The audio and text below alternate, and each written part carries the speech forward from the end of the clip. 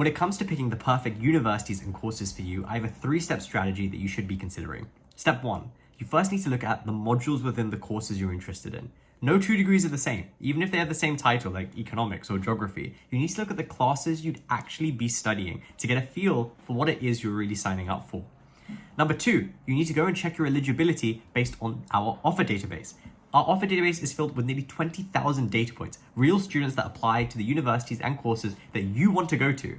So we can have a look at the predicted grades they had, the achieved grades they had. This isn't just for A-level, it's for IB, it's for lots of international qualifications. So you need to see if students have been successful with grade profiles just like yours.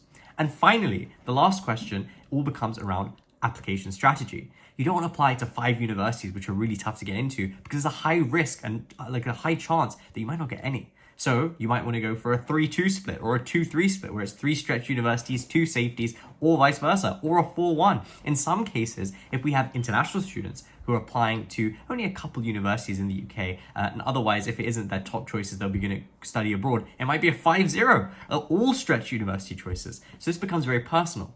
Now let me show you how you can use the Chat University platform to make sure you make the right decision. First things first, we need to figure out the courses that you want to apply to. So once you've started to build a wish list, which we can see here in my top choices, now it's time to dig a bit deeper.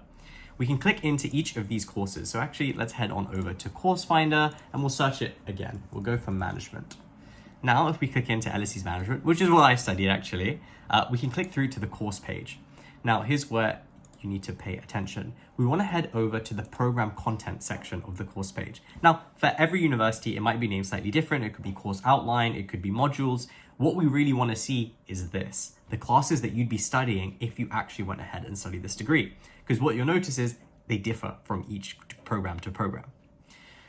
Have a look, see if this sounds interesting, and then keep refining the list of courses in your wish list. So in mine right now, I have a mix of management, international management, and economics and management degrees. You want to make sure that they're all very similar. Again, don't worry if the names are different, as long as the content that you're studying is very similar. After this, I'm going to decide, well, okay, these are the courses I'm interested in. Let's check if I'm eligible. Can I really get in? What is my chances of getting in? So we're going to head over to the offer database. In the offer database, we search for the university we're interested in. We'll start with management once again. Click to the LSE. And let's type this in now, management. Now we can see there's lots of different offers. It looks like we have 60 data points of successful and unsuccessful students, the grades they applied with. So let's look at some. This student applied with 4 A stars in maths, business, econ, and Spanish.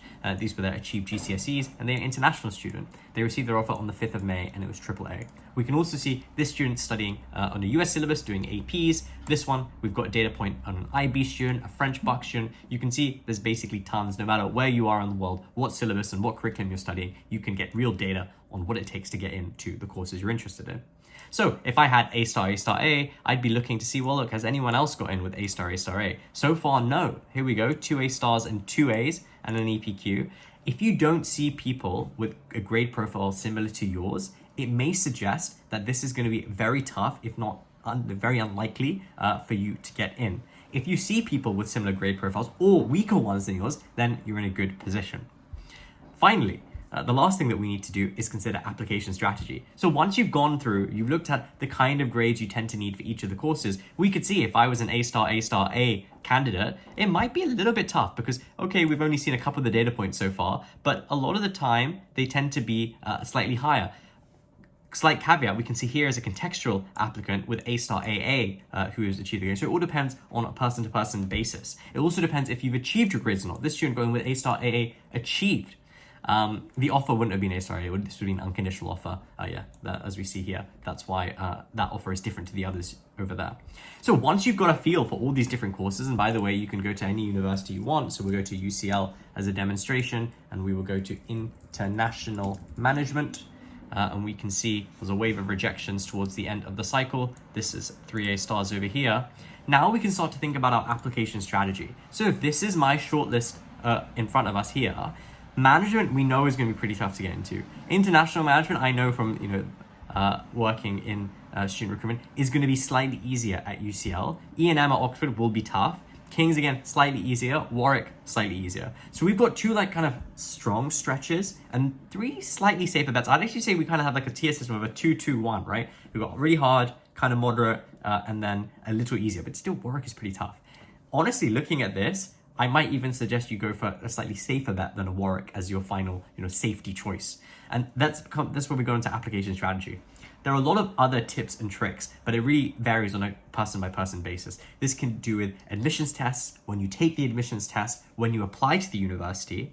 An example of this, if you're applying to economics management at Oxford, you might want to apply with that choice and a safety choice. See if you get your offer in the first month or two after with your safety choice, and then based on if you have that offer or not, decide whether to go for another 2 or 3 stretch options, or to do 2 stretches and 1 safety.